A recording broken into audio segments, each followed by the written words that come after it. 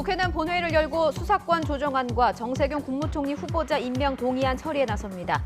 여당은 한국당을 뺀 이른바 4+1 공조로 검찰개혁 법안을 처리할 방침이지만 한국당이 거세게 반발하고 있어 진통이 불가피할 것으로 보입니다.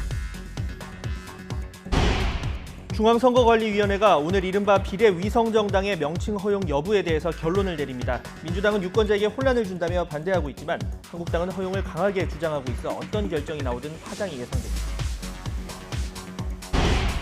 트럼프 행정부가 김정은 위원장에게 대화 재개를 원한다는 입장을 전달했습니다. 미 백악관은 지난해 10월 스톡홀름에서 중단된 실무 협상을 계속하고 싶다는 뜻을 전달하고 비핵화를 위한 김 위원장의 약속을 이행하고 싶다고 밝혔습니다. 북한이 한미 합동 군사 연습과 관련해서 우리 정부가 상전인 미국 눈치를 보고 있다고 비난했습니다. 북한 매체들은 최근 국방부가 한미 훈련을 공조하에 진행하겠다고 밝힌 데 대해서 남측은 미국의 하수인이라며 남북 관계가 소원해진 걸 우리 탓으로 돌렸습니다. 미국이 이란의 제재를 계속하겠다면서도 대화할 용의가 있다며 협상을 촉구했습니다. 에스퍼 미 국방장관은 이란의 추가 공격은 없을 것이라며 이란이 정상적인 국가가 되는 새로운 방법에 관해 전제 조건 없이 논의할 용의가 있다고 말했습니다. 이성윤 신임 서울중앙지검장이 오늘 취임했습니다. 이 지검장은 검찰개혁을 바라는 국민의 요구에 적극 동참해야 한다며 절제된 검찰권 행사를 강조했습니다. 또 민생범죄 수사 기능 정상화가 시급하다며 수사팀 재편 가능성도 시사했습니다. 뉴스앤 이슈 이어갑니다. 국회가 오늘 본회의를 열어서 정세균 국무총리 후보자에 대한 인준 표결에 나섭니다. 또한 검찰개혁 법안과 유치원 3법 등 나머지 패스트트랙 법안 처리도 마무리질 가능성이 큽니다. 취재기자 연결해서 자세한 국회 상황 알아보겠습니다. 최민기 기자. 네, 국회입니다. 네, 오늘 본회의가 열리는데 총리 인준에 대한 표결도 진행되죠? 네, 그렇습니다. 이 국회 본회의는 오늘 오후 6시에 예정돼 있습니다. 이 앞서 문희상 국회의장과 여야 3당 원내대표는 오전 11시에 회동하고 의사 일정을 논의했는데요. 이 한국당이 오후 일정에 반대하고 있는 만큼 여야 합의로 일정이 변경된 가능성은 있습니다. 이 법안 상정 순서는 아직 정해지지 않았지만 정세균 국무총리 후보자의 인준안이 가장 앞서서 다뤄질 가능성이 있습니다. 이른바 4+1 협의체, 여야 5당의 공조 속에 총리 인준은 무난히 이루어진다는 게 민주당의 판단입니다. 이어 자유한국당이 발의한 추미애 법무부 장관의 탄핵소추안도 보고될 예정입니다. 이 탄핵소추안은 본회의에 보고된 24시간 이후 72시간 이내에 표결해야 하는 만큼 오늘 당장 표결 절차까지는 가지 않을 전망입니다. 야당은 여전히 지난주에 있었던 법무부 검찰 인사와 관련해 거센 공세를 이어가고 있습니다. 이 한국당 황교안 대표는 이번 인사를 두고 국기 문란 사건 실체를 은폐하기 위해 검찰과의 전쟁, 국민과의 전쟁이라는 어리석은 길로 가는 것이라고 지적했습니다. 이 반면 민주당 이해찬 대표는 검찰 인사를 두고 이 찬반 양론이 있지만 이는 검찰이 정상화되는 과정이라고 볼 수 있다며 이 논란에 선을 긋고 있습니다. 네, 오늘 본회의에서는 또 검경 수사권 조정안도 다뤄질 텐데 전망은 어떻습니까? 네, 그렇습니다. 이 앞서 선거법, 공수처법 통과에 이어 오늘은 검경수사권 조정안이 본회의에서 처리를 앞두고 있습니다. 이 검경수사권 법안 가운데 형사소송법은 이 앞서 지난 9일 본회의에 상정된 이후 무제한 토론이 종료됐기 때문에 오늘 표결이 가능한 상황입니다. 형사소송법이 처리되면 이 검경수사권 조정안의 나머지 법안인 검찰청법 개정안도 상정될 예정입니다. 이 한국당은 이에 대해 어떻게 대응할지는 의원총회에서 의견을 수렴하겠다는 방침입니다. 이 앞서 여야는 주말 사이 검경수사권 안과 관련해 합의를 이어갔지만 검찰 인사를 둘러싼 이견으로 협상에 난항을 겪었습니다. 민주당은 오늘 본회의에서 검찰개혁 법안과 함께 유치원 3법까지도 처리하겠다는 방침입니다. 민주당 이인영 원내대표는 오늘 당 최고위원회의에서 검경수사권 조정 법안까지 통과되면 검찰개혁을 위한 1단계 개혁 입법 과정은 모두 끝난다고 밝혔습니다. 9개월을 끌어온 패스트트랙 국면을 끝내고 검찰개혁을 완수하겠다는 의지를 강조한 겁니다. 반면 한국당은 이제와 민주당이 협상 운운하는 것은 변명을 만들기 위한 꼼수라며 일련의 날치기 사태부터 사과하라고 지적했습니다. 한국당 심재철 원내대표는 쌍둥이 악법이라 할 수 있는 선거법과 공수처법부터 백지화하면 그 이후 협상할 의지가 있다고 밝혔습니다. 이어 선관위가 선거법 개정과 관련해 헌법 불합치 결정으로 효력을 잃은 조항에 대한 입법 보완을 요구한 상황을 두고선 민주당과 그 추종 세력들이 의석 확보에만 눈이 멀었던 탓이라고 맹비난을 가했습니다. 예, 또 하나의 관심사는 오늘 오후에 발표될 비례정당에 대한 명칭 허용 여부죠. 네, 그렇습니다. 오늘 오후에 중앙선관위 전체 회의를 통해 결정이 되는데요. 이는 창당준비위와 정당의 명칭은 이미 신고된 준비위와 등록된 정당이 사용하고 있는 명칭과 뚜렷하게 구별돼야 한다는 이른바 유사 명칭 사용 금지 조항 때문입니다. 쉽게 말해 비례라는 명칭 자체를 쓸 수 있느냐에 대한 결정이 오늘 내려지는 겁니다. 이미 중앙당 창당준비위를 선관위에 신고한 단체는 비례자유한국당과 비례한국당, 비례민주당 준비위 등 모두 3개입니다. 민주당과 한국당의 입장은 정확하게 엇갈리고 있습니다. 민주당은 비례정당에 대해 유권자의 권리를 침해하는 불순한 창당 신청이며 퇴행적 정치행위라며 줄곧 반대 의사를 강력히 밝혀왔습니다. 반면 비례정당 출범에 승부수를 건 한국당은 바짝 촉각을 곤두세우는 모양새입니다. 한국당은 문재인 대선 캠프 출신을 중앙선관위 상임위원으로 내려보내 선관위를 좌지우지한다며 불허 결정이 내려질 경우 반발하겠다는 뜻을 강하게 내비쳤습니다. 오늘 오후 결론이 나오겠지만 결과가 어떻게 되든 논란은 불가피한 상황입니다. 지금까지 국회에서 YTN 최민기입니다.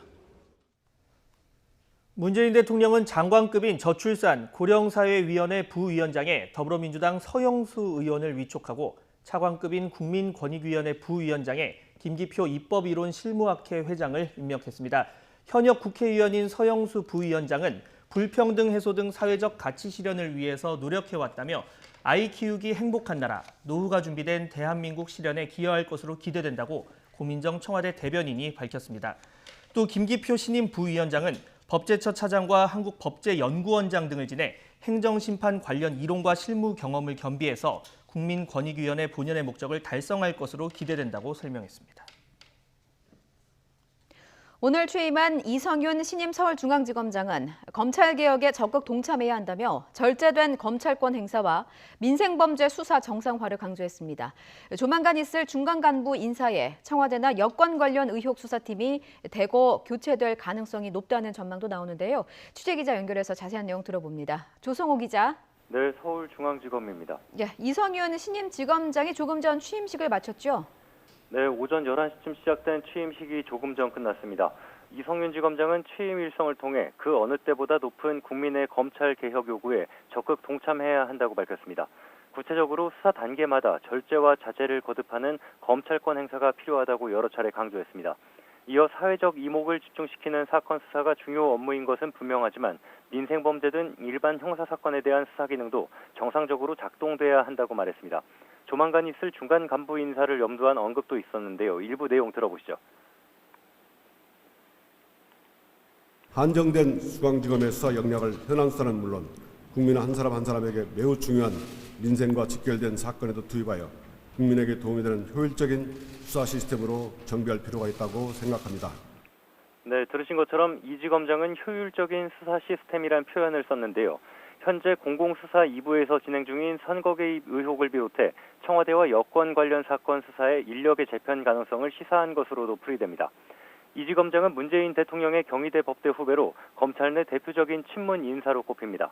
문재인 정부 출범 직후 검사장으로 승진했고 이후 대검 반부패 강력부장과 법무부 검찰국장 등 핵심 보직을 거쳤습니다.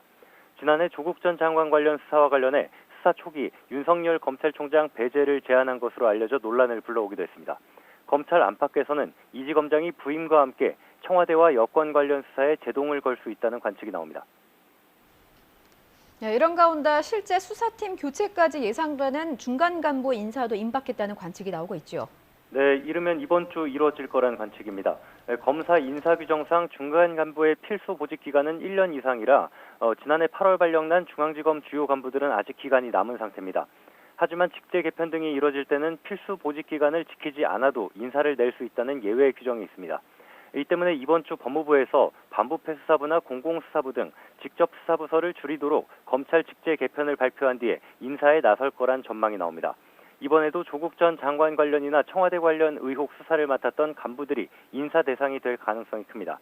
중앙지검에선 울산시장 선거 개입 의혹과 조국 전 장관 일과 관련 수사를 지휘해온 신봉수 2차장 검사와 송경호 3차장 검사 등이 거론됩니다. 유재수 감찰 무마 의혹을 수사하는 서울 동부지검의 차장검사와 형사 6부장도 인사 대상으로 언급되고 있습니다. 차장이나 부장급뿐 아니라 부부장 검사도 승진 등의 방식으로 교체될 수 있습니다. 이렇게 되면 관련 수사팀이 물리적으로 수사를 이어가기 힘들 정도로 사실상 수사팀이 해체될 수도 있어서 검찰 내부 반발이 거셀 전망입니다. 지금까지 서울중앙지검에서 YTN 조성호입니다.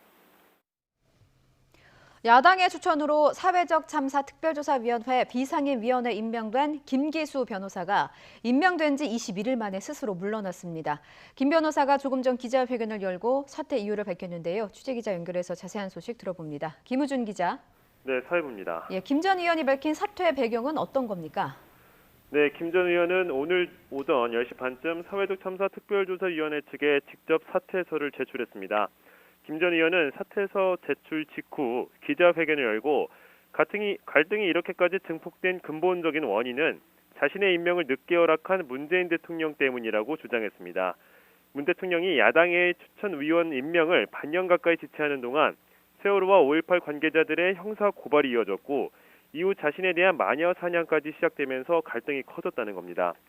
그러면서 지난 12월 임명된 이후 전원회의에 참석하는 과정 중에 세 차례에 걸쳐 심한 모욕과 감금까지 당했다고 주장했는데요.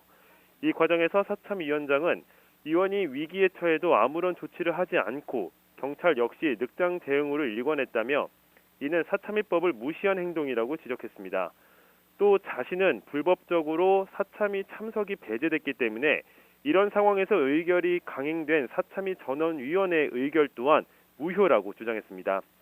김 전 위원은 사퇴 결정은 당 차원이 아닌 순수한 개인의 판단이라며 세월호 유족 뜻을 받아들여 사퇴하는 것은 아니라고 선을 그었습니다. 그러면서 유족에게도 사과할 뜻이 없다고도 덧붙였습니다.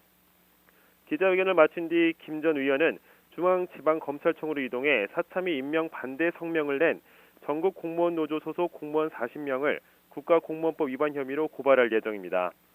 5.18 민주화 운동에 북한군의 개입을 주장하는 보수 성향 유튜브 채널 대표인 김 전 의원은 야당이 사참위 비상임위원으로 추천할 때부터 논란의 중심에 서 있었는데요. 세월호 유가족들은 5.18과 4.16 유족들의 가슴에 못을 박는 사람을 특조위 위원으로 임명한 것은 가해자가 피해자를 조사하는 꼴이라며 강하게 반대해왔습니다. 김 전 의원은 세 차례에 걸쳐 특조위 전원위원회에 참석하려 했지만 유가족들의 저지로 한 번도 참석하지는 못했습니다. 지금까지 사회부에서 전해드렸습니다. 성매매 알선과 해외 원정 도박 등의 혐의를 받는 가수 승리가 또다시 구속 갈림길에 섰습니다. 법원에 도착한 승리는 취재진의 질문에 굳게 입을 닫은 채 법정으로 향했습니다. 취재기자 연결합니다. 이경국 기자. 네, 서울중앙지방법원입니다. 가수 승리 씨의 구속 여부가 오늘 결정되는 거죠? 네, 그렇습니다. 서울중앙지방법원은 오전 10시 반부터 가수 승리에 대한 구속영장 심사를 진행하고 있습니다. 변호인과 함께 법원에 도착한 국민의당의 알선 혐의를 인정하는지 등의 질문에 아무런 대답을 하지 않았습니다. 지금 이경국 기자를 불러서 가수 승리가 구속 갈림길에 섰다는 내용을 연결하는 와중에 음성 상태가 고르지 못했습니다. 시청자 여러분의 양해를 부탁드리고요. 관련 내용은 잠시 후에 다시 전해드리겠습니다. 다음 뉴스 전해드립니다. 미국이 북한에 협상 재개 의사를 전달했다는 미국 매체의 보도가 나왔습니다. 트럼프 대통령이 최근 김정은 국무위원장에게 생일 축하 메시지를 보낸 데 이어서 이번 대화 의사 전달이 북미 간의 유의미한 대화 재개 움직임으로 이어질 수 있을지 주목됩니다. 조수연 기자가 보도합니다. 트럼프 행정부가 김정은 북한 국무위원장에게 대화 재개를 원한다는 입장을 전달했다. 미 인터넷 매체 악시오스는 로버트 오브라이언 백악관 국가안보보좌관이 자사와의 단독 인터뷰에서 이같이 말했다고 전했습니다. 오브라이언 보좌관은 북한 측과 접촉해 지난해 10월 초 스웨덴 스톡홀름에서 결렬된 협상을 계속 이어가고 싶다는 뜻을 전달했다고 설명했습니다. 또 다양한 채널을 통해 북미 협상을 다시 궤도에 올려놓고 김 위원장의 비핵화 약속 이행을 원한다는 뜻을 전했다고 덧붙였습니다. 이와 함께 북한이 추가 도발로 경고한 성탄 선물이 아직 오지 않은 것을 고무적인 신호로 해석했습니다. 다만 북한의 대화 재개 희망 의사를 밝힌 정확한 시점은 언급하지 않았습니다. 트럼프 대통령이 최근 김 위원장에게 생일 축하 메시지를 전달한 만큼 이를 통해 협상 재개 의사를 전달했을 가능성도 제기됩니다. 앞서 김계관 북한 외무성 고문은 담화에서 축하 메시지를 받은 사실은 확인하면서도 미국의 제재 완화로 핵을 포기하는 일은 없다고 선을 그은 바 있습니다. 하지만 오브라이언 보좌관이 언론 인터뷰 형식으로 미국의 협상 의지를 다시 밝힘으로써 북한 측이 이에 호응하고 나올지 관심이 집중됩니다. YTN 조수연입니다. 북한이 한미합동 군사연습과 관련해서 우리 정부가 상전인 미국 눈치를 보고 있다며 대외 선전 매체들을 동원해서 비난 공세에 나섰습니다. 북한 매체 우리민족끼리는 최근 국방부가 한미연합훈련은 미국과의 긴밀한 공조하에 조정 시행한다는 입장에 변화가 없다고 밝힌 데 대해서 상전 눈치를 보며 안절부절 못하는 하수인 신세라며 비난했습니다. 또 동족과의 합의를 헌신짝처럼 버리고 북침 전쟁 연습과 무기 반입 책동을 벌였다며 남북 관계가 소원해진 탓을 우리 측에 돌렸습니다. 미국이 이란과 전제 조건 없이 대화할 용의가 있다며 협상을 촉구했습니다. 마크 에스퍼 미 국방장관은 CBS 방송 프로그램 인터뷰에서 이란이 정상적인 국가가 되는 일련의 조치들, 앞으로 나아갈 새로운 방법에 관해서 전제 조건 없이 앉아서 논의할 용의가 있다고 말했습니다. 이어 더 이상의 공격은 예상하지 않는다며 이란의 추가 보복은 없을 것으로 본다는 입장을 밝혔습니다. 네, 이란 시민들이 이란 정부의 거짓말에 잔뜩 화가 났습니다. 우크라이나 여객기 미사일 격추 사실을 뒤늦게 인정한 데 대한 배신감이 규탄 시위로 이틀째 이어진 건데요. 여기에 미군 주둔 이라크 공군 기지에는 로켓포 8발이 떨어지면서 긴장이 계속되고 있습니다. 보도에 이종수 기자입니다. 대학생 등 시위대 수백 명이 이틀째 테헤란 거리에서 정부를 규탄하는 시위를 벌였습니다. 희생자를 추모하고 우크라이나 여객기를 실수로 격추해놓고도 거짓말로 넘어가려 한 정부를 비판했습니다. 이런 가운데 그제 집회에서 이란 주재 영국 대사가 체포됐다가 풀려난 데 대한 논란도 이어지고 있습니다. 영국 대사는 추모 모임에 참석했을 뿐 반정부 시위에 간 것이 아니라고 해명했지만 시위대 사이에는 영국이 이란 내 반정부 시위를 조장하고 있다는 비난의 목소리도 일고 있습니다. دیروز توی اغتشاشات شرکت کردن، هدایت می‌کردن مردم رو، دخالت می‌کردن و همین باعث شده که مردم عصبانیشان امروز اینجا حضور پیدا کنن. جهتی که 미군 병력이 주둔해온 이라크 알발라드 공군 기지에는 지난 4일과 9일에 이어 어제 또 로켓 8발이 떨어졌습니다. 이곳에 주둔하는 미군은 대부분 다른 곳으로 철수했고 공격으로 인한 부상자 4명은 모두 이라크군이었습니다. 이라크군은 로켓포 공격의 배후가 누구인지는 언급하지 않았습니다. 이라크에선 미군과 이란의 내정 간섭에 반대하는 격렬한 시위가 벌어졌습니다. 시위대원들이 보안군들과 충돌하면서 부상자도 발생했습니다. 한편 프랑스, 독일, 영국은 공동 성명을 내고 중동 안정을 위해 이란과 협의할 준비가 돼 있다며 이란도 핵 합의를 완전히 준수하라고 거듭 촉구했습니다. YTN 이종수입니다.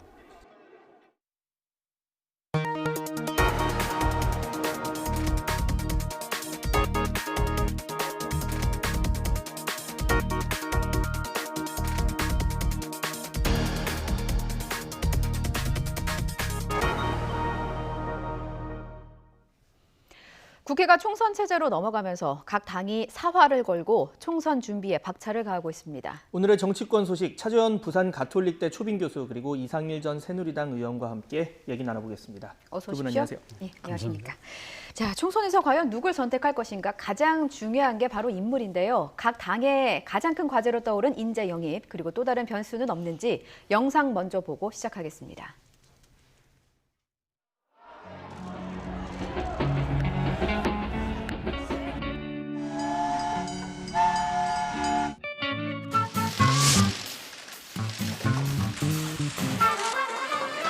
현장에서 경험한 혁신을 정치에서 실현해보고자 합니다.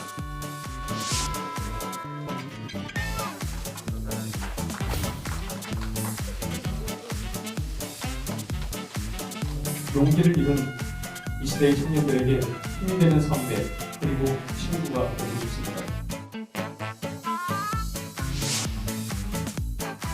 자유한국당이 내년 공약개발단의 위원으로 친정부 성향을 보였던 유튜버를 위촉했다가 내부 반발로 철회화된 소동을 빚었습니다. 4+1 공조로 비롯한 4+1 협의체는 민주당은 4+1 공조 체제를 또 한 번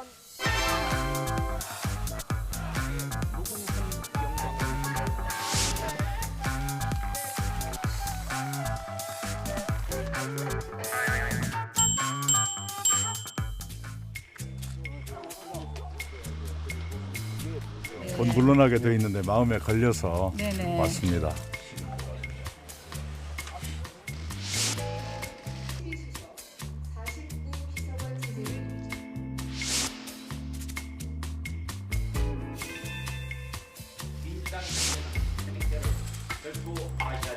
고향 땅 영남보다는 수도권이 상대적으로 어려울 것입니다.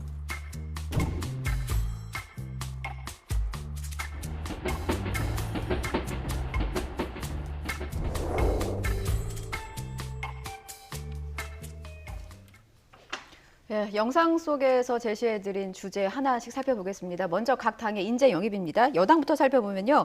민주당에서 7번째로 영입한 인사가 카카오뱅크의 이용우 공동대표입니다. 어떤 의미가 있다고 보십니까? 여러 가지 좀 의미가 있는 것 같습니다. 지금 카카오뱅크를 그러니까 출범을 해서 상당히 안정적으로 운영될 수 있도록 했던 뛰어난 CEO다. 그런 측면에서 봤을 때는 소위 말하는 핀테크, 그러니까 지금 IT를 활용한 여러 가지 금융 기법을 통한 새로운 성장이라는 가능성을 열었다는 측면에서 보면 일종의 혁신 성장에도 우리도 방점을 찍고 있다는 부분을 아마 드러내고 싶었던 것 같습니다. 소득주도 성장과 함께 혁신 성장을 하겠다는 의미도 있고요. 또 하나는 이 소위 말하는 이 전문가들을 영입함으로써 그러니까 민주당이 정책 정당으로서 나가겠다는 생각. 그리고 또 하나는 지금 이분이 지금 50대 중반이지 않습니까? 그러니까 기존에 이 영입 인사들이 주로 청년층에 맞춰졌다고 한다면 우리도 나름대로 노장층의 조화를 가지겠다는 의미. 그리고 또 이분이 또 부산 출신이에요.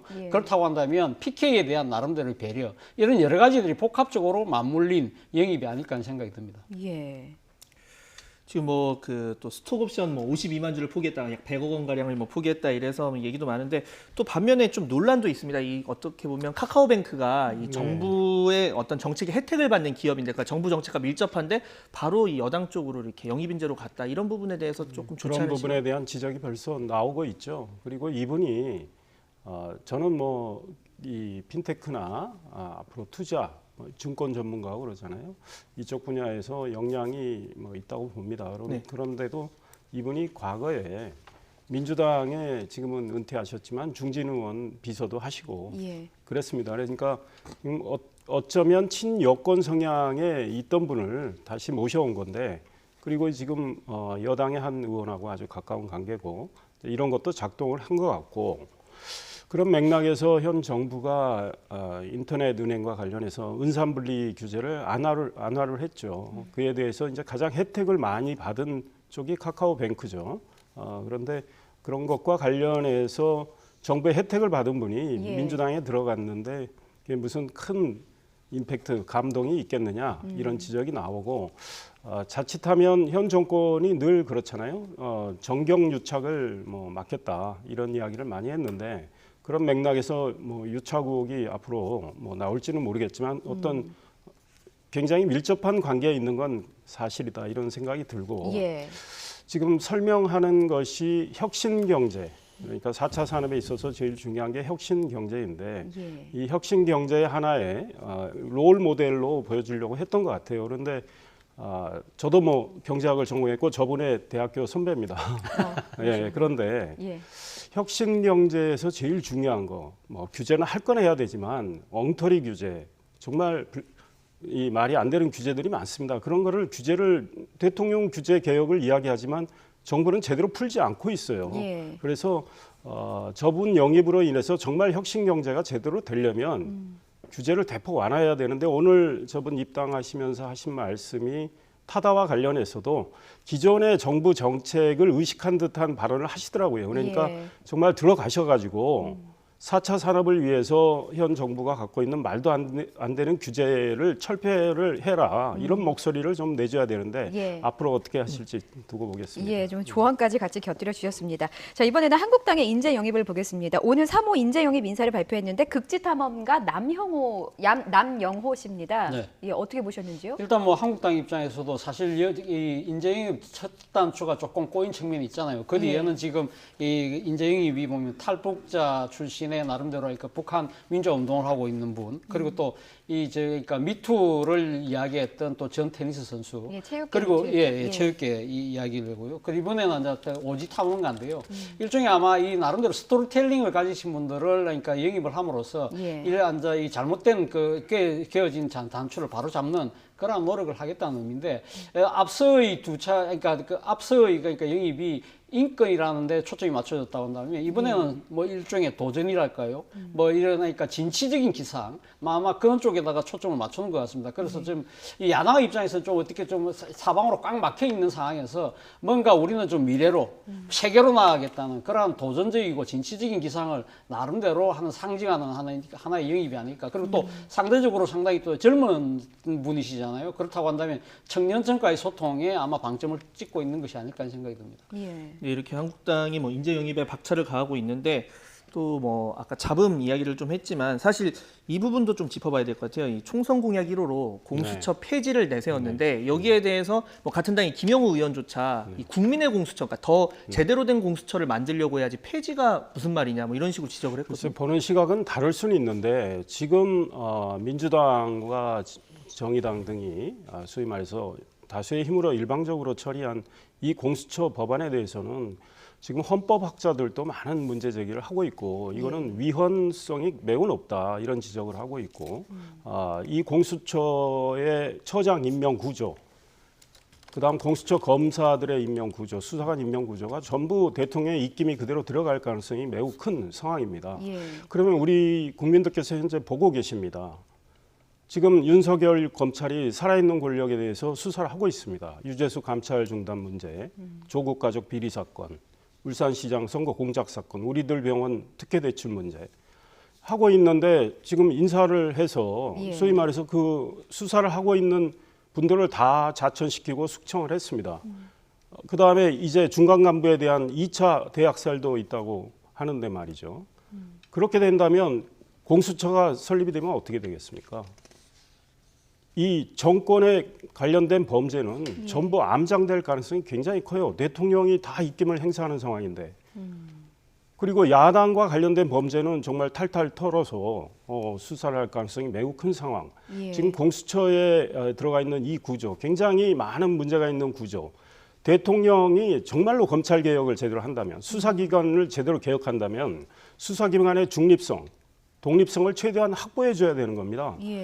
살아있는 권력을 성역 없이 수사하도록 해줘야 되는 거죠. 그 권력의 범죄에 대해서. 그런데 그 권력의 범죄는 차단하고 한쪽 편만, 반대편만 수사를 하겠다는 이런 만약에 그런 걸로 간다면 이 공수처 국민들이 먼저 폐지하라고 그럴 겁니다. 그러니 야당은 그에 대해서 매우 걱정을 하고 있고 이제 7월이면 공수처가 아마 탄생할 겁니다. 그러면 공수처장 어떤 분이 임명되는 건지, 차장 어떤 분이 될지, 검사들 어떻게 이루어질지, 검사들 절반 민변 변호사로 채워질 가능성이 매우 높다고 그러는데 실제로 그렇게 될지 안 될지 지켜봐야죠. 그다음에 공수처가 여러 가지 현재 살아있는 권력의 범죄에 대해서 어떤 태도를 취할지 이거 국민들이 보면요 금방 답이 나온다고 봅니다. 그렇다면 공수처가 현 정권의 범죄를 은폐하고 야당의 소위 범죄 혐의에 대해서는 매우 가혹하게 수사한다면 그 공수처는 국민을 위한 공수처는 아니죠. 그러면 폐지돼야 마땅하죠. 아마 그때 되면 국민들이 그 목소리가 더 나올 가능성이 크다. 저는 이런 생각합니다. 그러니까 뭐 여야 상관없이 수사할 수 있는 공수처가 됐으면 좋겠다. 그게 그렇죠. 국민의 어떤 바람이다. 범죄에 대해서도 그렇죠? 권력을 의식하지 않고 수사를 해야죠. 그런 얘기를 해주셨고 그 부분은 이제 좀 지켜보면 7월달 전에 알 수가 있겠죠. 자, 총선 이야기 좀 해보겠습니다. 이 가장 주목받는 인물, 최근에 청와대 고민정 대변인이 아닐까 싶은데 결국 이 출마로 가닥을 잡았다고 합니다. 여러 지역구 지금 이야기가 나오고 있는데 좀 어디로 일단 공민정 대변인이 사실 그러니까 총선 이야기가 나왔을 때만 하더라도 나경원 의원이 있는 동작을이라든지 또 지금 그 오세훈 전 시장이 뛰고 있는 광진이라든지 이쪽으로 가는 것이 아니냐는 이야기가 있었습니다만 그건 좀 아닌 것으로 이제 지금 조금 방향이 잡힌 것 같아요. 예. 제가 생각해도 고민정 대변인을 갑자기 그런 식의 이 야권의 거물들하고 붙이는 것 자체는 과거 일본 그 총선 과정에서 나왔던 이야기 중에 하나가 자객공천이라는 게 있었거든요. 예. 그러니까 지금 상당히 젊고 아주 그러니까 그 참신한 여성의 후보를 그러니까 야당 거물에게 붙여서 일종의 그러니까 그 야당을 꾸러뜨리는 그러한 그 행태에 대해서 자객공천이라는 이야기가 나왔었는데 그 부분은 사실 너무 지나치게 정치공학적이다는 그런 비판도 있었거든요. 그런 측면도 봤을 때 그리고 실제 과연 지금 고민정 대변인이 그러니까 지금 야당의 거물들하고 붙어서 과연 이길 수 있느냐 그런 부분들 그런 현실적인 계산도 분명히 작용을 해서 아마 조금 다른 쪽으로 방향이 바뀌는 것이 아닐까. 그렇다고 한다면 그 방향은 이번에 지금 2명의 그 지역구를 갖고 있는 여성 장관이 지금 총선에 불출마하기로 했지 않습니까? 예. 그래서 아마 김현미 유원회 장관이 지금 지역구를 갖고 있는 지금 고향 일산 쪽으로 가는 것이 아닐까라는 생각이 드는데요. 특히 김현미 의원 지역 같은 경우는 지금 김현미 의원이 부동산 정책을 담당하고 있는데 예. 이 지금 일산 지역의 제3기 신도시 문제 때문에 상당히 지금 민심이 토라졌다고 그래요. 그렇다고 한다면 고민정 대변인이 문재인 정부의 국정 철학을 가장 잘 아시는 분이니까 그러니까 고민정 대변인을 내보내서 아마 현 정권의 부동산 정책을 이해를 시키고 열리 홍보하면서 일종의 정면 돌파를 해서 가는 것이 바람직하지 않을까라고 지금 아마 여권 측에서 생각할 가능성이 높다. 그렇게 될 경우에는 또 여성 지역구를 또 여성이 물려받는 그러한 측면에서도 득이 될 수 있다는 판단을 하고 있는 것 같습니다. 예. 그분이 어떻게 어느 방향으로 갈지는 봐야 되지만 재밌는 패턴이 있는 것 같아요. 예. 그러니까 지금 박영선 지금 산자부 장관, 네. 중소기업부 장관이죠. 예.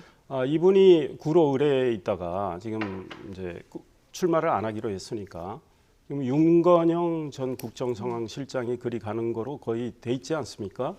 그랬더니 지금 소위 말해서 선거법 위반 논란이 벌써 생겼잖아요. 예. 윤건영 실장이 청와대에서 나오기도 전에 박영선 장관이 자기 지역구에 있던 분들하고 많이 만나게 해서 지금 이 선거 중립 의무 위반 이런 문제가 생겼단 말이죠. 그러니까 일종의 물려주는 거란 말이에요. 그다음에 정세균 지금 총리 후보자 이분 자리에는 이낙연 전 총리 지금 현 총리죠. 아직까지는 총리인데 예. 이분이 가는 거로 거의 돼 있지 않습니까? 역시 지역구 물려받기.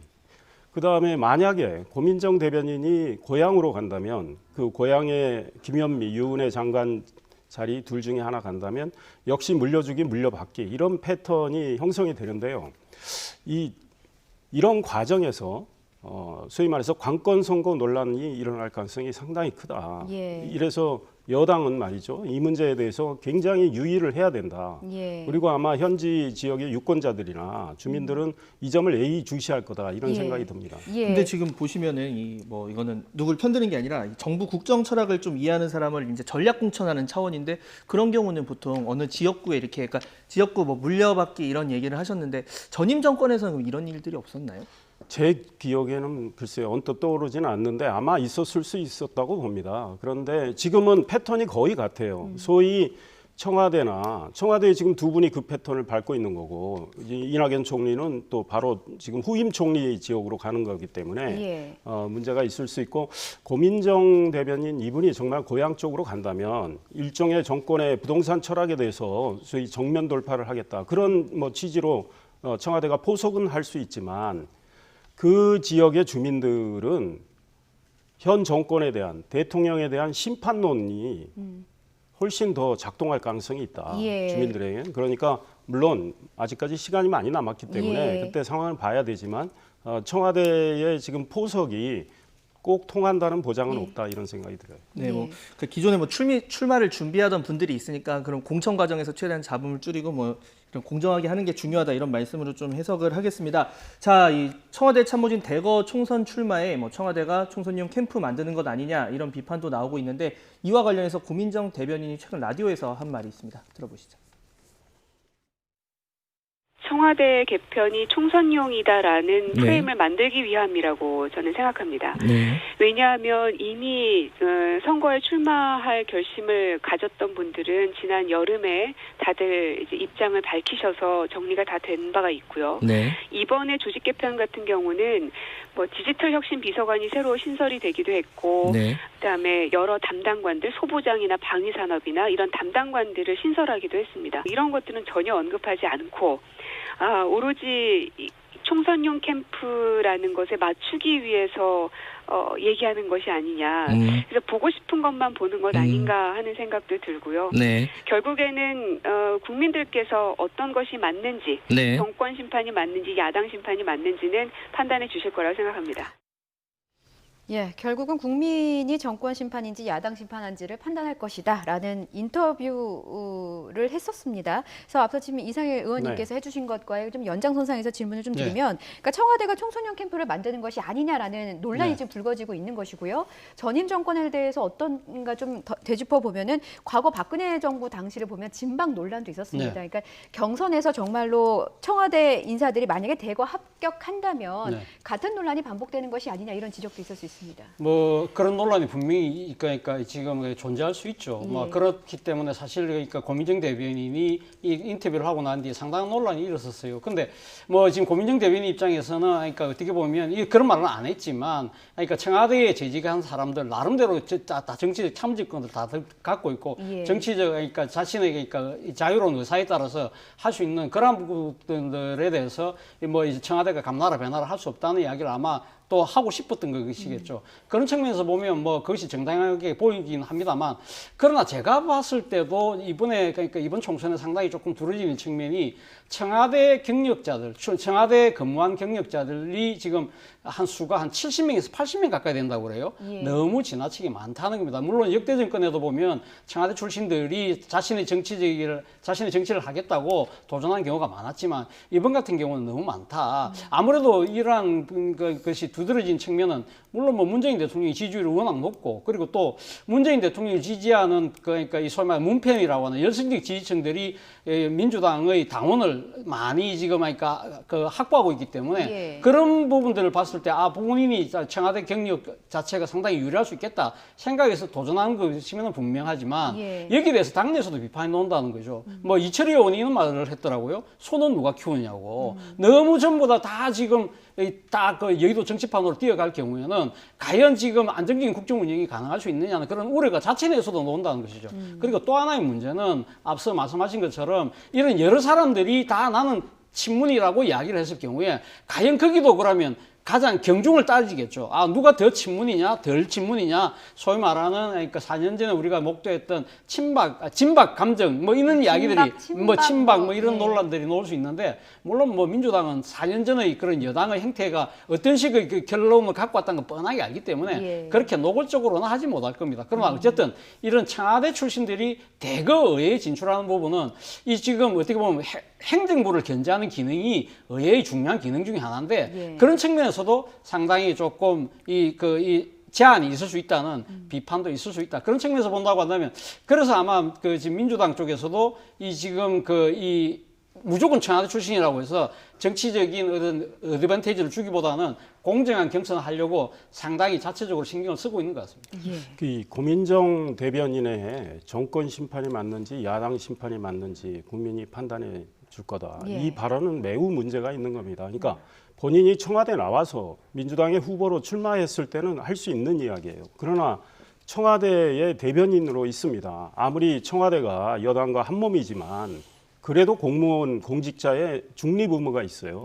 그거에 정면으로 어긋나는 겁니다. 이 선거법 위반으로 고발당할 사안이에요. 문재인 대통령이 잘 모셨던 노무현 전 대통령, 그 시절에 노무현 대통령 저거보다 약한 발언으로도 탄핵소추 받았습니다. 그다음에 지금 청와대에 계신 분들이 많이 나오는데, 저는 많이 나오는 거 청와대가 워낙에 무능하니까 한편으로 다행이라고 생각합니다. 그런데 또 무능한 분들로 또 채워지면 문제겠죠. 그런데 청와대에 많이 나오시는 분들은 제가 보니까 청와대에서 장려하는 측면도 있지 않나, 이런 어떤 짐작이 가요. 왜냐? 민주당에서 문재인 청와대 이거를 쓰도록 허용을 했다는 거 아닙니까? 그렇다면 굉장히 청와대에서 나오신 분들한테 유리한 상황을 만들어주는 건데 왜 그럴까 생각을 해보면요. 21대 총선 정말 매우 중요합니다. 이번 총선에서 민주당이 실패한다면 문재인 대통령 바로 레임덕이 옵니다. 예. 후반기가 굉장히 고통스러워요. 그다음에 후반기는 대체로 이 살아있는 권력의 권력형 범죄 혐의가 많이 드러납니다. 그럼 국회에서 특검도 하고 국정조사도 하고 아마 이럴 가능성이 크거든요. 예. 그럴 때 방패막이를 해줘야 돼요. 청와대 출신들이. 그래서 청와대에서 아마 많이 내보내서 대통령의 호위무사들을 만들어 놓겠다. 그래서 국회를 정말 지금도 통법부나 마찬가지인데 더한 통법부로 만들려고 하는 그런 의도가 있지 않나 이런 생각도 해봅니다. 네. 그러니까 두 분이 공통적으로 얘기하신 걸 들어보면 그러니까 청와대 출신이라고 프리패스는 안 된다. 그러니까 공정한 공천을 거쳐서 그러니까 능력이 있든 없든 청와대 출신이면 이제 바로 공천이 되는 과거에 그런 걸로 이제 정부의 실패도 있었다면 그런 거를 재발돼서는 안 된다 이런 얘기를 해주셨고 행정부 견제 차원에서 다양성을 좀 저해할 수 있겠다 이런 얘기를 해주셨습니다. 자, 다음 또 주제로 넘어가 보면 이 선관위에서 비례한국당 관련해서 또 이 위성정당 명칭에 비례를 써도 되는지 이 부분이 이제 오늘 아마 오후에 발표가 될 겁니다. 만약에 불허 결정이 날 경우에 총선 전국에 꽤 영향이 클 것 같은데요. 그렇죠. 선관위가 오늘 어떤 결정을 내릴지 정말 온 국민이 주시하고 있습니다. 예. 그런데 원래 선관위 입장은 이 정당 결성의 자유를 굉장히 존중을 해서 지금 비례 한국당 이미 비례 민주당도 있잖아요. 거기에 대해서 허용하는 것처럼 계속 이야기를 했어요. 그래서 많은 언론들이 그렇게 썼습니다. 그러다가 소위 말해서 준연동형 선거법안이 통과되고 한국당은 매우 반대를 했지 않습니까? 네. 이거는 위헌 소지가 굉장히 크다고 지적을 했고 이미 헌법성을 냈습니다. 그럼에도 불구하고 저렇게 일방 처리를 했기 때문에 불가피하게 의석을 앉아서 빼앗길 수는 없으니 비례정당 만들겠다 이런 입장을 냈죠. 민주당도 처음에는 비례정당 고민했었죠. 그런데 비례정당을 만든다면 민주당이 만든다면 말이 안 돼요. 한국당은 반대했기 때문에 만들 수 있는데 민주당은 준연동형을 밀어붙여 놓고 그걸 만들면 말이 안 되는 상황에서 어떻게 하면 한국당이 비례정당 만드는 걸 차단해 볼까 그런 고민을 하다가 이미 이해찬 대표가 밝혔죠. 비례란 이름 쓰지 못하도록 하라고 공개적으로 입장을 밝혔는데 그런 다음에 지금 선관위가 민주당의 입장을 수용하는 그런 모양새의 결정을 한다면 국민이 선관위의 중립성을 인정하겠습니까? 게다가 지금 선관위에 들어가 계신 상임위원 문재인 대통령 대선 캠프에 있던 분으로 처음부터 임명될 때 굉장히 논란이 많았습니다. 그분이 선관위 결정을 지금 좌지우지한다는 이야기까지 있는데 만약에 오늘 결정이 이 비례정당을 불허하는 쪽으로 간다면 아마 선관위 굉장히 비난 많이 받을 거고요. 예. 또 하나 중요한 건 지금 선관위가 어제 이거와는 별개로 지금 통과된 선거법안에 위헌성이 매우 있다. 그러니까 이미 헌법재판소가 위헌이고 헌법 불합치 판정한 내용들을 그걸 고쳐서 선거법을 넣어야 되는데 지금 민주당이나 정의당 이런 분들이 그거는 아예 알지도 않고 그냥 처리시켜버렸어요. 예. 그렇기 때문에 선관위가 뒤늦게 이 선거법 다시 고쳐라 이런 이야기를 하고 있지 않습니까? 네네.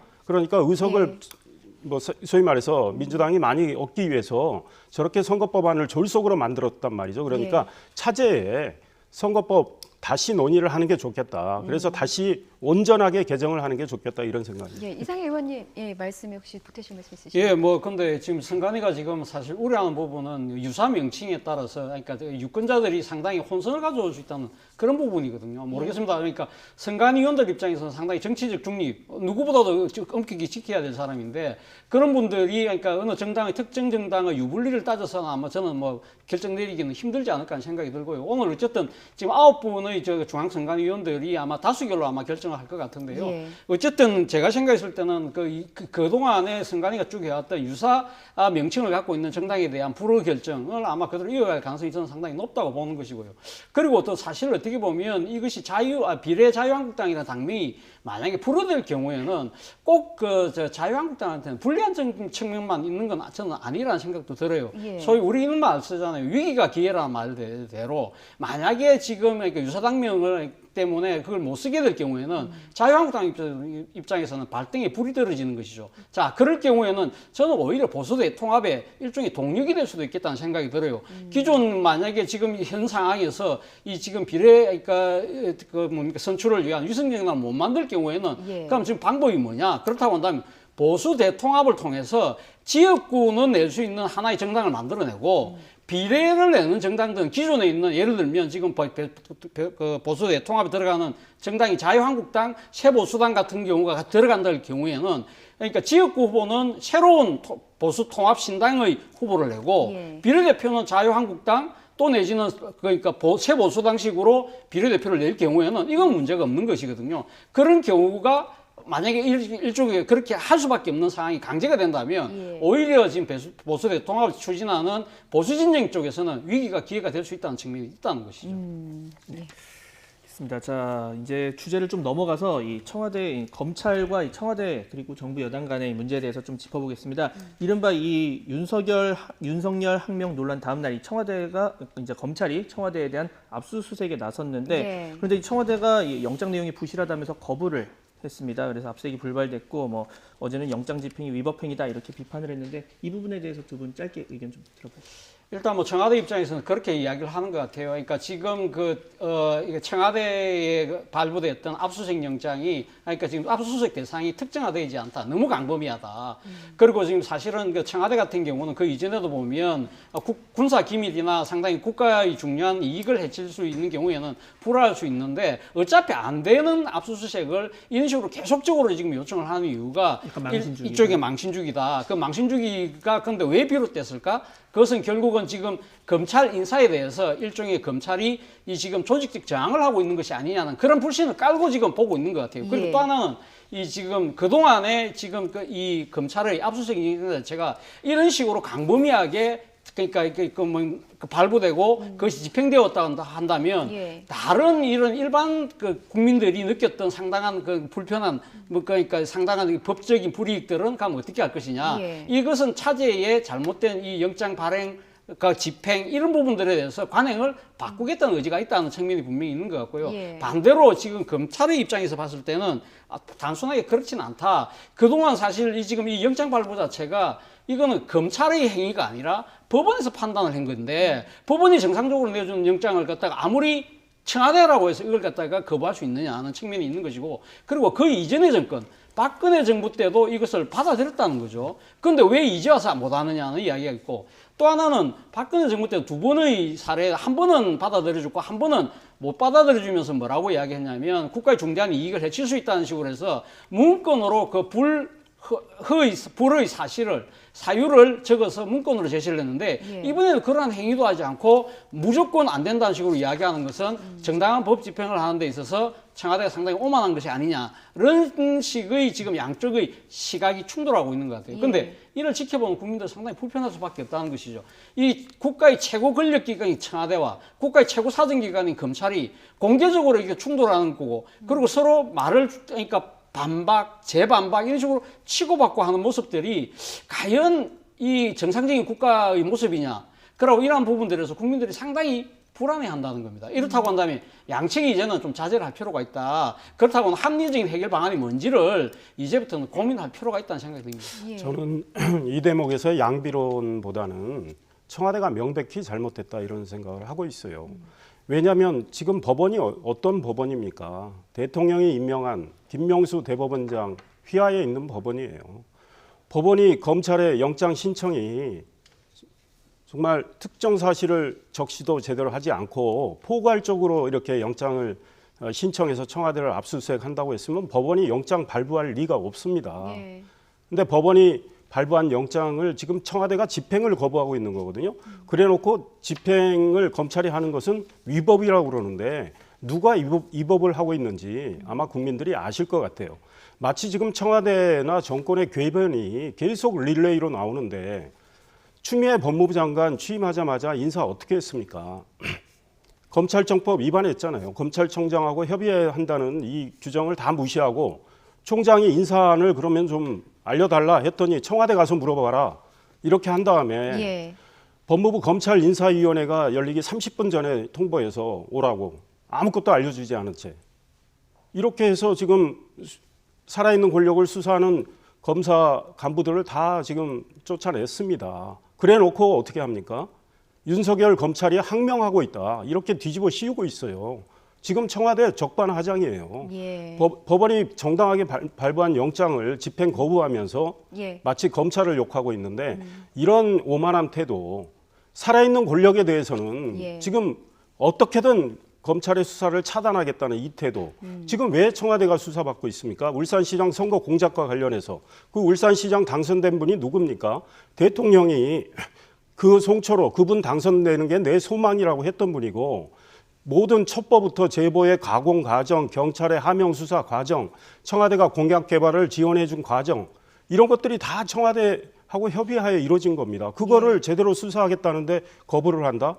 국민들이 알고 계실 겁니다. 말이 안 되는 행위를 청와대하고 있습니다. 예, 지금 상당히 쓴소리를 해주셨는데요. 지금 말씀하신 이 검찰 인사를 두고 불거지는 항명 논란을 두고 정치권에서도 좀 엇갈린 시각이 나타나고 있습니다. 일단 관련 내용 들어보시겠습니다.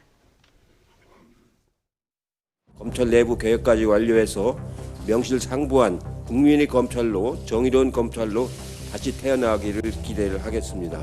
검찰 인사를 두고 찬반 양론이 있는데 검찰이 정상화되는 그 과정이라고 이제 볼 수가 있겠습니다. 노골적인 보복성 검찰 인사였습니다.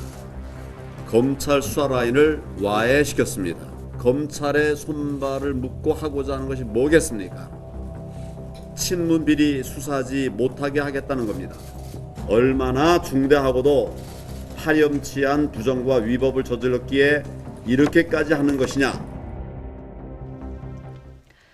예, 일단 여야 대표의 식약차는 일단 극명한 것으로 보이고요. 법무부가 이번 주에 검찰 중간 간부급 후속 인사를 좀 단행할 것으로 예상되고 있습니다. 일단 어떻게 예상하시는지 간략하게 좀 듣겠습니다. 일단 뭐 지금 그 청와대나 지금 그 법무부 입장에서는 그러니까 지금 그 이 검찰의 직제 개편이 필요하다고 보고 있는 거 아닙니까? 예. 지난 11월 달에 당시 그러니까 법무부 차관이 대통령에게 직접 보고를 하면서 검찰의 직접 수사가 상당히 많이 축소해야 된다. 그렇기 때문에 직제 개편은 아마 할 겁니다. 그렇게 될 경우에는 직제 개편에 따라서 사실 어떻게 보면 서울중앙지검 같은 경우 반부패수사부가 4개에서 2개로 줄어들고 공공수사부 한 곳 이상이 줄어든다고 그래요. 그렇다고 한다면 지금 검찰이 상당히 역점을 두고 있는 수사가 상당히 차질이 있을 수 있겠다는 우려도 분명히 있는 것이고요. 예. 그리고 또 한편으로 후속 인사가 있을 수밖에 없는 것이죠. 검사장이 인사가 됐다고 한다면 거기에 따라서 연쇄적으로 지금 그러니까 중간 간부들에 대한 인사가 있을 수밖에 없다. 그럴 경우에도 마찬가지로 지금 이 정권 핵심에 대한 수사 자체가 차질이 있을 수 있다. 그런 측면에서 상당히 우려의 시각이 있는 것도 분명해 보입니다. 그러나 정부 여당의 입장에서는 과연 그러한 이 지금 이제 불가피한 나름대로 후속 조치와 직제 개편 자체가 예. 자신들에 대한 그러니까 지금 그 의혹을 갖고 있는 수사에 대한 차질로 빚어질 경우 그것이 국민의 따가운 눈총을 받을 수밖에 없다는 것이죠. 특히 총선을 앞두고 있는 시점이기 때문에 제가 생각했을 때는 필요한 범위 내에서 상당히 그러니까 지금 신중하고 제한적으로 할 필요가 있겠다는 생각이 듭니다. 예. 네.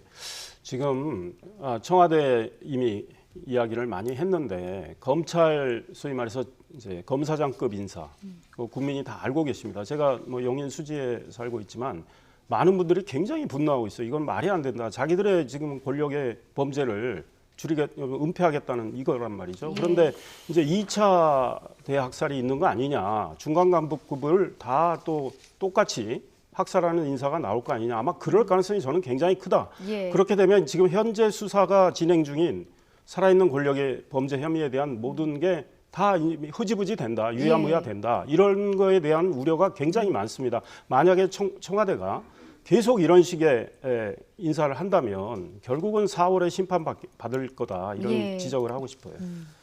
네, 이렇게 검찰 인사와 관련해서 다양한 목소리가 나오고 있는데 휴일인 어제는 이 한국당 주강덕 의원이 이성윤 서울중앙지검장이 좌천된 검찰 간부들에게 조롱 문자를 보냈다 이렇게 문자 내용을 공개해서 또 논란이 됐습니다. 이에 이제 민주당 의원들이 또 한국당과 검찰이 한 통속이다. 어떻게 이 문자 내용을 알았느냐 이렇게 강하게 비판을 하고 나섰는데 일단 들어보시죠. 약을 올리는 듯한 표현이 들어가 있고 중간에는 독설에 가까운 험한 말이 들어가 있고 문자의 마지막 부분에는 주님이 함께 하길 바란다라는 도저히 정상적으로 이해하기 불가한 마치 권력에 취해 이성을 잃은 듯한 그런 문자를 보냈습니다. 동료 검사들이 경악하고 있습니다. 깊은 상처를 입었다고 합니다. 어째서 이게 저런 거 독설입니까? 이렇게 사실을 왜곡하고 거짓을 말해도 통한다고 생각하십니까? 그리고 개인에게 보낸 문자 메시지가 어떻게 주광덕 의원에게 갑니까? 이거는 자유한국당과 검찰이 한 통속이 되어 있다는 걸 보여주는 단적인 증거입니다. 이러니 검찰 개혁을 안 하고 될 수 있겠습니까? 예, 상반된 입장입니다. 각자 어떻게 생각하시는지 짧게 좀 들어보겠습니다. 예, 저는 뭐 사실 이러한 논란 자체가 상당히 저는 부적절하다는 생각이 듭니다. 예. 지금 사실 어떻게 보면 주광덕 의원이 어제 기자회견에서 이야기했던 부분을 보면 이 지금 공개된 후에 공개된 이 문자 메시지 전문하고는 상당히 동떨어진 내용이 있다는 것이죠.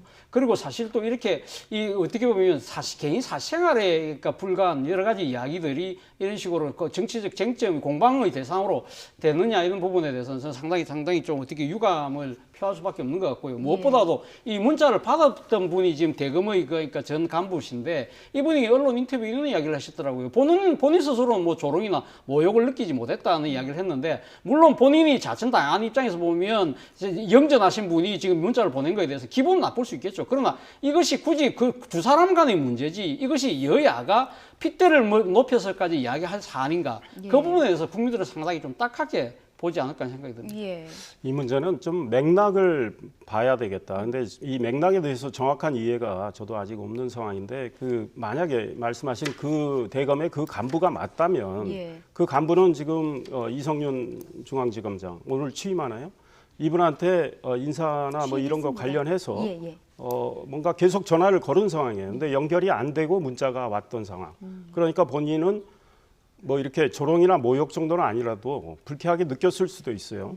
근데 주광덕 의원이 이야기한 문자가 이 문자에 해당하는지는 또 모르겠습니다. 그런데 이성윤 중앙지검장에 대해서는 걱정하는 바가 많이 있습니다. 왜냐하면 조국 가족 비리 사건을 검찰이 수사하고 있는데 그 윤석열 검찰총장을 배제하자 이런 이야기를 했던 분입니다.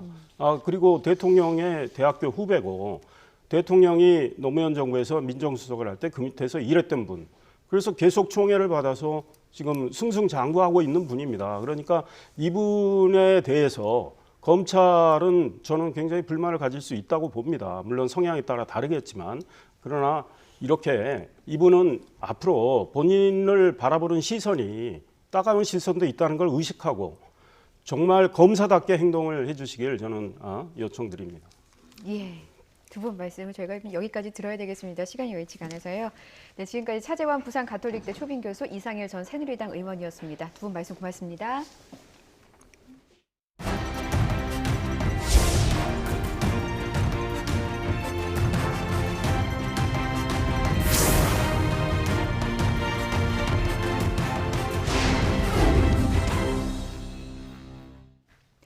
미국 아카데미상의 최종 후보가 우리 시간으로 오늘 밤에 발표됩니다. 봉준호 감독의 영화 기생충이 2개 부문의 예비 후보에 올라 있는데 오늘 최종 후보에 이름을 올릴지 관심입니다. 미국 매체에서는 4개 부문 후보에 오를 것이라는 전망도 나오고 있습니다. 김혜은 기자입니다. 기생충은 지난달 미국 아카데미상의 예비 후보 2개 부문에 이름을 올렸습니다. 기존 외국어 영화상에서 이름을 바꾼 국제 장편 영화상과 주제가상입니다. 부문별로 10편의 예비 후보에서 5편을 간추려서 우리 시간으로 오늘 밤 최종 후보작을 발표합니다. 감독상과 작품상 등 주요 부문의 후보작도 같이 발표될 예정인데 미국 할리우드 연예 매체인 더 할리우드 리포터는 기생충이 국제 장편 영화상뿐 아니라 감독상과 각본상 등 4개 부문에 오를 것이라는 전망을 내놓기도 했습니다. 봉준호 감독은 지난 2018년 넷플릭스 영화 옥자로 한 차례 아카데미상에 도전했습니다. 당시 아카데미상 시각효과 부문 예비 후보에 올랐지만 안타깝게도 최종 후보 발표에서 고배를 마셨습니다. 하지만 이번에는 아카데미상의 전초전으로 불리는 골든글로브상에서 외국어 영화상을 거머쥐는 등 고무적인 분위기입니다. 기생충이 저변에 깔고 있는 그 지배 계급의 문제나 또 봉준호 감독의 어떤 블랙 코미디 유머 감각이 그 지역이나 어떤 문화의 한 지역이나 문화에 국한된 것이 아니라 전 세계적으로 잘 통했다라는. 지난해 칸 영화제 최고의 영예를 안으며 한국 영화 100년 역사를 뒤흔든 봉준호 감독. 오늘 밤 또 한 번의 기록을 세울지 관심이 쏠리고 있습니다. YTN 김혜은입니다. 기아자동차 노조가 2019년 임금 단체 협약 협상 결렬로 오늘부터 닷새 동안 부분 파업에 들어갑니다. 기아차 노조는 13일부터 사흘 동안 주간조와 야간조의 업무 시간을 4시간씩 줄이고 16일부터 이틀 동안은 6시간 줄이는 부분 파업을 벌일 예정입니다. 앞서 기아차 노사는 지난해 12월 16차 본교섭에서 잠정 합의안을 마련했지만 노조원 찬반 투표에서 반대 56%로 받아들여지지 않았습니다. 훈련병을 대상으로 시행하는 삭발형 이발은 인권 침해라는 판단이 나왔습니다. 국가인권위원회는 훈련병은 삭발을 하도록 하는 공군 기본군사훈련단의 관행을 개선하라고 권고했습니다. 지난해 4월 A씨는 아들이 머리카락을 짧게 자르고 입대했는데도 공군 훈련단이 아들을 포함한 훈련병들을 삭발시켜 인격권을 침해했다며 인권위에 진정을 냈습니다. 이에 대해서 공군 훈련단은 군인화라는 교육기관의 목적과 효율성, 개인위생 관리, 이발 인력 부족 등의 이유로 삭발을 실시한다고 설명했습니다. 10살이 채 되지 않은 어린 자녀 등에게 아파트 등 건물을 증여하는 사례가 급증하고 있습니다. 국세청의 2019년도 국세통계 연감을 보면 주택 등 건물을 증여받은 10살 미만의 수중인은 468명, 증여재산 가액은 819억 2,200만 원으로 각각 전년보다 51.9%와 82.8%씩 증가했습니다. 이는 집값 상승과 그에 따른 양도세와 보유세 부담을 피해서 다주택자들이 대안으로 증여에 눈을 돌리는 것이라는 분석입니다. 서울에 입주 1년 미만 새 아파트의 실거래 가격이 지난해 하반기 기준으로 분양가 대비 평균 45% 이상 오른 것으로 조사됐습니다. 부동산 정보업체 직방이 지난해 하반기 입주 1년 미만 아파트를 상대로 분양가와 매매 실거래가를 비교한 결과 서울은 분양가 대비 실거래가가 평균 3억 7천여만 원이 올라서 상승액으로 전국에서 가장 높았습니다. 세종시는 분양가 대비 실거래가 상승액은 1억 4천여만 원으로 서울보다 작지만 상승률은 45.4%로 전국에서 가장 높았습니다. 명절 기간 고속도로에서 하루 평균 발생하는 쓰레기의 양이 평소의 2~3배에 달하는 것으로 집계됐습니다. 한국도로공사는 최근 5년 동안 쓰레기 발생량과 처리 비용을 집계한 결과 고속도로와 주변에 버려지는 쓰레기의 총량은 2014년 5,117톤, 2015년에는 5,768톤, 2018년에는 7,509톤으로 매년 증가 추세라고 밝혔습니다. 쓰레기 처리 비용 역시 2014년 10억 4천만 원에서 2018년 16억 7,500만 원으로 늘어났습니다. 특히 귀성, 귀경객이 몰리는 명절이 되면 하루 평균 쓰레기 발생량이 평일의 2~3배로 급증하는 것으로 확인됐습니다.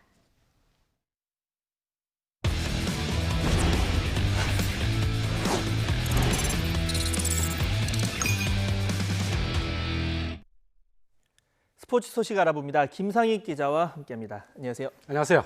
네, 우리 남자 배구는 아쉽게 이 도쿄행 티켓을 놓쳤는데 여자 배구에서 아주 좋은 소식이 왔습니다. 3회 연속 올림픽 본선 진출에 성공했다고요? 그렇습니다. 현재 우리 여자 배구 대표팀이 세계 랭킹 공동 8위에 올라 있거든요. 예. 한국 여자 배구가 어제 저녁 태국에서 열린 그 도쿄올림픽 아시아 예선 결승전에서 세계 14위죠. 복병 태국을 3대0으로 완파했습니다. 첫 세트를 25대23 아주 박빙 승부에서 가져왔는데 나머지 2, 3세트는 20점씩만 내주면서 3대0으로 태국을 물리쳤습니다. 최근 몇 년간의 이제 상대 전적에서 태국이 이제 급성장하면서 3승 7패로 우리가 열세를 좀 보이고 있었거든요. 결정적인 순간에 정말 서력에 성공을 한 겁니다. 이번 대회는 그 우승팀에게만 올림픽 티켓이 주어지거든요. 그래서 홈코트의 태국을 비교적 여유 있게 이번에 누르면서 런던 올림픽 그리고 리우 올림픽에 이어서 3회 연속 올림픽 본선 무대를 밟게 됐습니다. 네, 김연경 선수가 이 준결승에선 부상으로 빠져서 걱정이 많았는데 또 결승전에서는 부상을 딛고 맹활약했죠. 그렇습니다. 어제 그 김연경 선수가 22득점으로 활약을 했어요. 양팀 통틀어서 최다 득점 기록이었는데요. 앞서서 그 복근이 찢어지는 부상을 당했다고 알려지지 않았습니까? 그래서 준결승에 말씀하신 대로 결장을 했었는데 결승전에서는 못 뛰는 게 아닌가 또 이렇게 또 걱정을 했었어요. 그런데 김연경 선수 진통제를 맞는 투혼을 보이면서 어제 정말 그 월드 클래스다운 모습을 보여줬습니다. 부상자도 좀 많았고 여러 가지로 이제 과정이 이제 힘들었었거든요. 우리 대표팀이. 근데 선수들 승리가 이제 확정되면서 서로 얼싸안고 감격의 눈물을 흘리는 그런 모습을 보여줬는데 이 김연경 선수가 당한 이 복근 부상, 복근이 찢어진 게 배구 선수들, 특히 공격수들이 자주 당하는 부상이에요. 그래서 이 스윙을 크게 하는 선수들이 유독 많이 당하는데 이게 이제 그 간단하면 1주 정도면 이제 복귀가 되는데 길면은 또 1년 정도 재활을 해야 하는 상황이 될 수도 있거든요. 예. 빨리 좀 체크를 해봐야 될 것 같고요. 김연경 선수 소감 한번 들어보시죠. Amazing. Today is an amazing day for me, and I want to say thank you to all of everybody who support us, and we did it. So today we deserve to enjoy today. Thank you so much. 네, 저희가 윗몸 일으키기만 해도 사실 배가 아프잖아요. 근데 복근이 그렇습니다. 찢어지면 정말 고통이 심할 네. 텐데 이 대표팀 에이스의 책임감이 뭐 장기 부상으로 이어지지 않도록 꼭 치료를 잘 했으면 좋을 것 같고 또 이 외국인 감독 저희 여자 배구 대표팀이 외국인 감독이 이번 선임이 돼서 경기를 치렀는데 뭐 그것도 이 본선행에 꽤 큰 일조를 했다 이런 물론입니다. 그 우리 여자 배구 대표팀의 감독은 그 배구 우리 역사상 첫 외국인 감독이죠. 지금 이탈리아 출신의 스테파노 라바리니 감독인데 지금 부임 1년 만에 토털 배구를 우리 여자 대표팀에 아주 성공적으로 이식하는 데 성공하면서 일단 본선 진출이라는 1차적인 성과를 냈다고 보면 될 것 같습니다. 기존에 이제 우리가 김연경 선수 우정도가 좀 큰 팀이 아니었습니까? 예. 그래서 이런 팀 컬러를 선수 하나하나의 장점을 살리는 체질로 이제 개선을 했다. 이렇게 보여지고요. 어제 대표팀 또 김연경 선수 외에도 실제로 그 이재영 선수가 18점이나 올리면서 아주 활약을 해줬어요. 그래서 이재영 선수는 이번 대회에 5경기에 모두 나왔는데 60%의 공격 성공률을 보였습니다. 이게 이 부문 전체 1위였습니다. 그리고 득점에서도 2위, 뭐 공격뿐만 아니고요. 리시브에서도 3위로 공수해서 그야말로 맹활약을 펼쳤습니다. 우리 여자 배구 올림픽 최고 성적 아시죠? 1976년 몬트리올 대회 때 동메달을 따낸 거였는데 이 라바리니 감독의 토털 배구로 또 우리 선수들 무장을 했으니까 44년 만에 반세기 만에 도쿄에서 다시 한번 좀 메달 꿈을 연걸었으면 하는 바람입니다.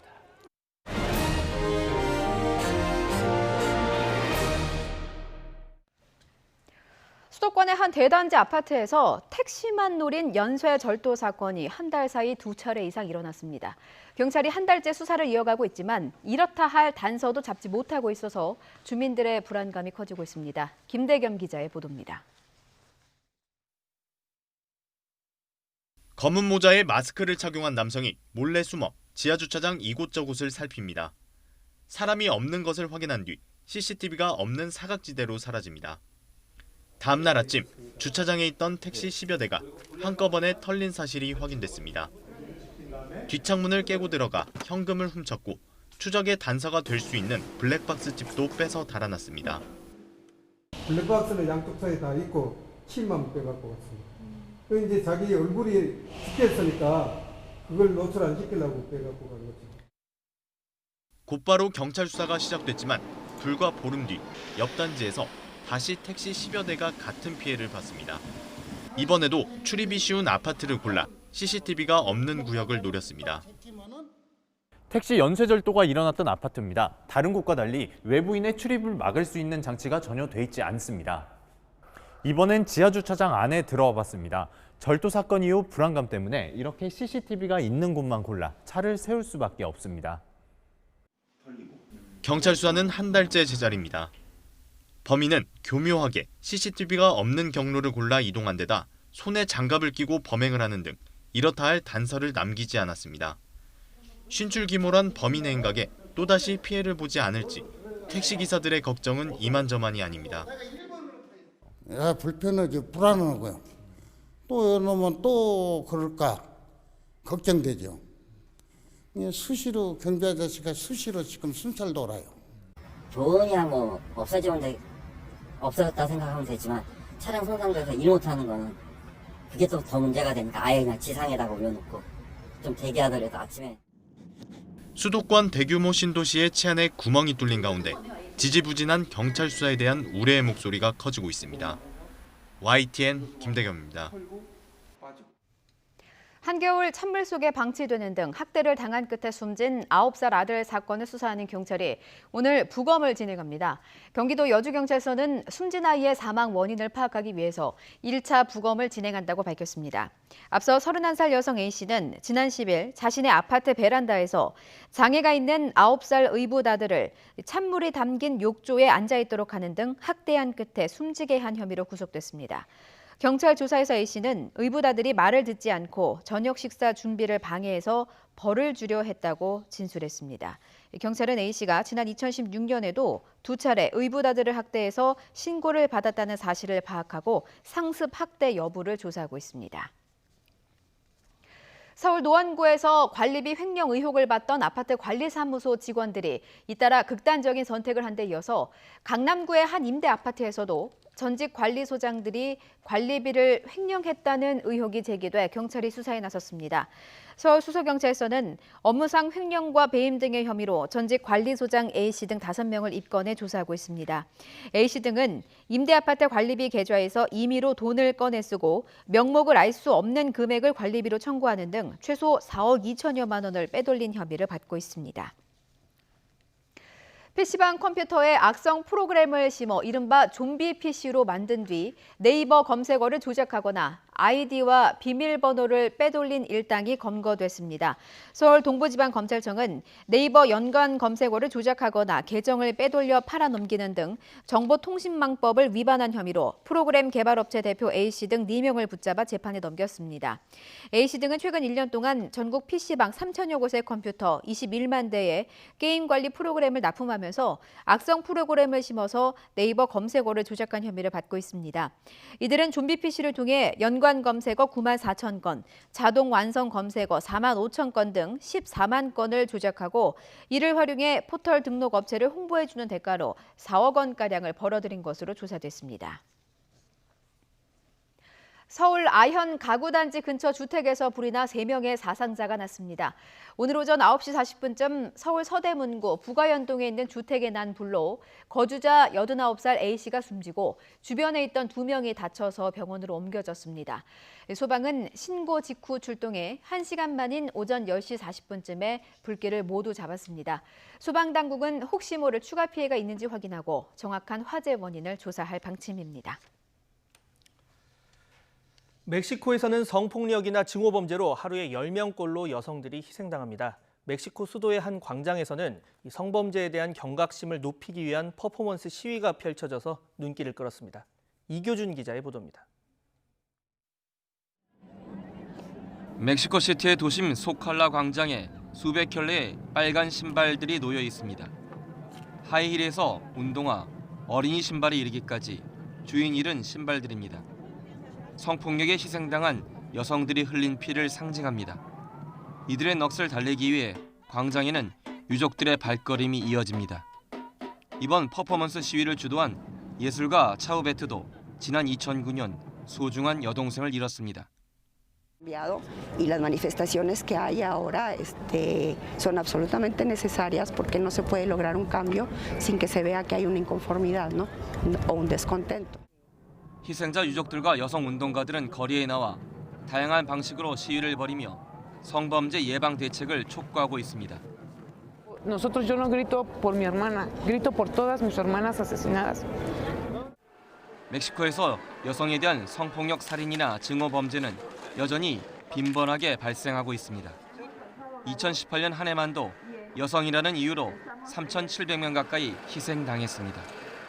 이 가운데 범인이 잡혀 처벌받은 경우는 10%에도 미치지 못해 시위가 잇따르고 있습니다. YTN 이교준입니다. 필리핀의 수도 마닐라에서 남쪽으로 65km가량 떨어진 화산이 폭발해서 마닐라 공항의 항공기 운항이 무기한 중단됐습니다. 필리핀 항공당국은 마닐라 공항의 활주로 등에 화산재가 떨어져서 항공기 운항을 무기한 중단한다고 밝혔습니다. 현지 시각 12일 오후 6시부터 공항이 폐쇄되면서 이미 항공기 170편 이상이 결항했습니다. 항공당국은 또 마닐라 북쪽에 있는 클락 공항에도 화산재가 떨어져서 공항 폐쇄를 지시했다고 밝혔습니다. 미국의 여성 노동 인구가 역대 두 번째로 남성을 추월한 것으로 나타났습니다. 미국 노동부의 이 발표 자료를 보면 지난해 12월 농업과 자영업을 제외한 노동 인구에서 여성이 남성보다 10만 9천 명 더 많아서 전체의 50.04%를 차지했다고 월스트리트 저널 등이 보도했습니다. 여성 노동 인구 비율이 50%를 넘어선 건 글로벌 금융위기 여파로 제조업 등 분야에서 남성 노동자들의 대량 실직이 발생했던 2009년 6월에서 2010년 4월 이후 약 10년 만에 처음입니다. 지난달 말 감기 몸살로 입원했던 방송인 송혜 씨가 이번 2주 만에 퇴원했습니다. 한양대병원 측 관계자는 송혜 씨가 오늘 오전 퇴원했다고 밝혔습니다. 건강 문제로 전국 노래자랑 설 특집 MC는 이호섭 작곡가와 임수민 아나운서가 대신 맡을 예정입니다. 송혜 씨는 이후 2월부터는 프로그램 녹화에 복귀할 예정입니다.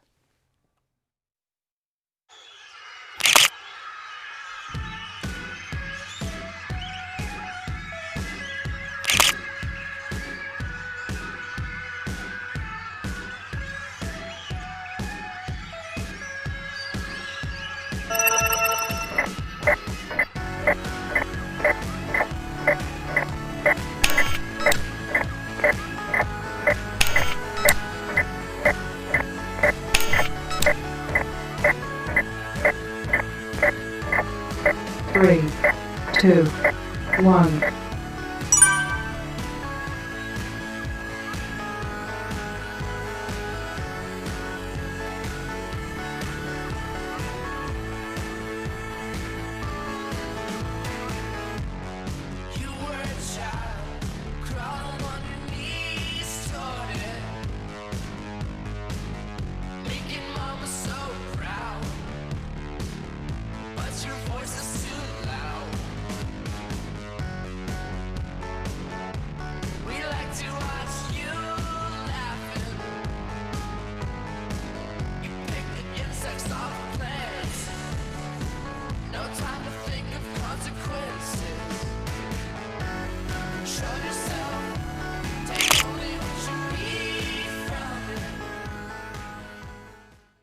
오늘은 종일 영하권 추위가 이어지겠습니다. 한낮인 지금도 볼에 닿는 공기가 무척 차가운데요. 현재 서울 기온은 영하 1.5도에 머물고 있고 찬바람 때문에 체감 온도는 영하 6도까지 내려가 있습니다. 오늘 나오실 때는 어제보다 더 따뜻한 옷차림을 해주시는 게 좋겠습니다. 오늘은 서해상에서 약한 눈구름대가 유입되면서 충청과 호남 그리고 영남 서부 내륙 쪽으로는 1cm 안팎의 눈이 내려 쌓였습니다. 눈은 낮 동안 약하게 더 날리다가 내일 새벽부터는 다시 강해지는 곳이 있겠는데요.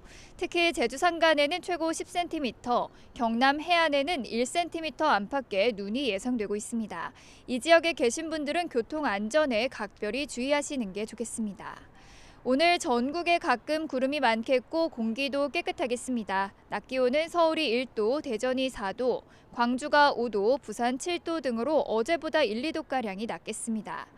당분간 한파 수준의 심한 추위는 없겠고 주 중반까지 이맘때 한겨울 추위가 이어지겠습니다. 그동안 날씨가 많이 포근했던 탓에 추위가 더 심하게 느껴질 수 있으니까요. 건강관리에 힘써주시기 바랍니다. 동해안에는 건조주의보가 내려진 가운데 바람도 무척 강하게 불겠습니다. 산불이 나기 쉬운 조건인 만큼 불씨 관리 철저히 해주시는 게 좋겠습니다. 지금까지 서울 상암동에서 YTN 신미림입니다. 월요일 뉴스앤이슈 마칩니다. 잠시 뒤 더 뉴스가 이어집니다. 시청해주신 여러분 감사합니다.